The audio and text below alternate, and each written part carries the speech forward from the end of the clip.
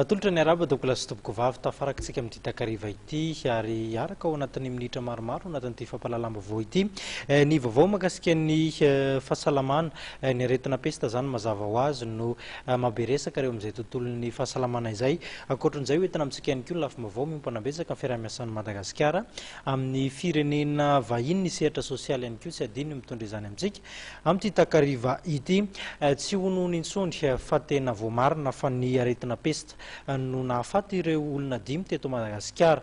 Manentana noho izany ny Ministeran'ny fahasalamam-bahoaka mba tsy hanao dokotera tena ny rehetra ary raha vantany vao misy ny soritra aretina mampiahiahy avy hatrany dia tokony hanatona mpitsabo ireo iaran'izany araka ity tato-baovao ity.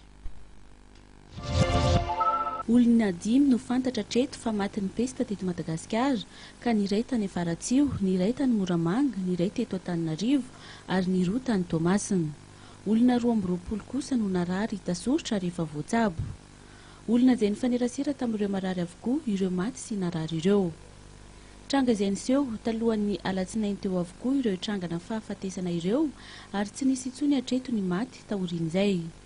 Ao anatin'ny vanim-potoanan'ny pesta tanteraka isika eto Madagasikara, ny eo anivon'ny Ministeran'ny fahasalamam-bahoaka dia miantso ny tsirairay mba hanara-maso ireo tranga mampiahiahy mety ho pesta ary tatitra tsy misy atakandro ny fisian'izany any amin'ny tobim-pahasalamana. Aminay mpitsabo ny fividianana fanafody fotsiny ny pharmacie tsy misy ordonnance dia tonga amin'ilay fitenenana hoe auto-médication mihinankinana fahatany. Ny fepetra ny raisina dia tahaka izao ny fomba fanaovana azy. Rehefa fantatrao fa misy aretina mampiahiahy, soritra aretina, izay efa fantatsika hoe raha ny pesta bibonika dia mety izy mafana hoditra, dia misy atody tarimo dia manatona tobim-pahasalamana, dia ataony fizaham-pahasalamana dia omena azy ny fanafody sahaza azy.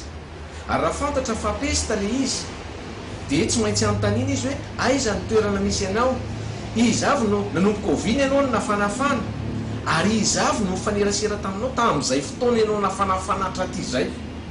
Reny olon-dreny no anaovana ilay hoe recherche active, omena n'ilay fanafody izay omena azy fomba filazana azy hoe chimio-prophylaxie. Fa tsy ny olona rehetra koa ny andeha hividy ilay fanafody. Tokony ho fadin'ny olona ihany koa ny manao dokotera tena araka izany ary tokony hamonjy ny tobim-pahasalamana raha misy ireo fambara mampiahiahy ireo. Azo tsaboana tsara ny pesta ary ny fanatona naingana ny toeram-pitsaboana no ahafahana misoroka ny fahafatesana. Tsy tokony hikoropaka araka izany ny rehetra.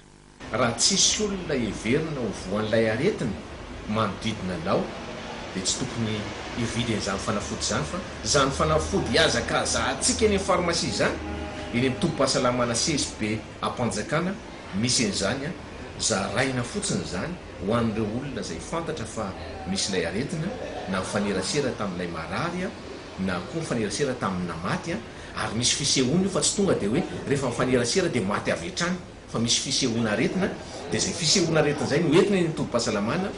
Entanina ny rehetra araka izany hitandro ny fahadiovana ary izy ihany koa ny fanamafisana izany fanentanana ny vahoaka izany iarahan'ny Ministeran'ny fahasalamam-bahoaka amin'ireo agent communautaire sy ny scoutisme eto Madagasikara.